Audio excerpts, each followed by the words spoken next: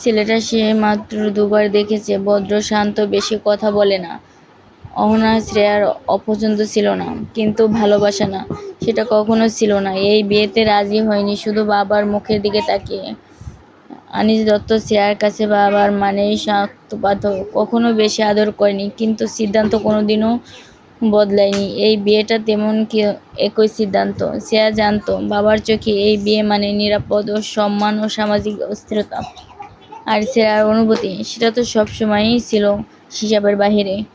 বিয়ের বাসর আগেই আনিস দত্ত একবার আলাদা করে ডেকেছিল মেয়েকে। ভয় পাচ্ছিস? প্রশ্নটা খুব সাধারণ ছিল। শ্রেয়া মাথা নেড়েছিল। ভয় না বাবা, শুধু ঠিক জানি না। আনিস দীর্ঘশ্বাস ফেলেছিলেন। জীবনে সব কিছু বুঝতে নেই, অনেক কিছু মেনে নিতে হয়। শ্রেয়া আর কিছু বলেনি। মেনে নেওয়া অভ্যাস তার ছোটবেলা থেকেই ছিল। বসে অপেক্ষা করছিল শ্রেয়া। ডাকের শব্দ, শঙ্খধ্বনি, পুরোহিতের মন্ত্র, সবকিছুই ঠিকঠাক চলছিল, শুধু বর আসার অপেক্ষা। প্রথমবার সবাই ভেবেছিল ট্রাফিক, তারপর ফোন করা হয় বরের বাড়ির লোককে। ফোন ধরা হচ্ছে না, সব সময় গড়াতে থাকে। ফিস ফিস শুরু হলো। কেউ বলল কিছু হয়েছে নাকি, কেউ বলল ছেলেটা আসবেই। শ্রেয়ার মাথার ভেতরে তখন অদ্ভুত শান্তি, যেন কোথাও ভেতরে ভেতরে একটা কণ্ঠ বলছিল হয়তো এই বিয়েটা হবে না।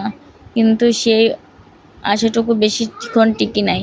হঠাৎ হইচই, কেউ দৌড়ে এলো, কথাগুলো ভাঙা ভাঙা। অহনা, দুর্ঘটনা, হাসপাতালে, হয়তো ছেলেটা আর বাঁচবে না।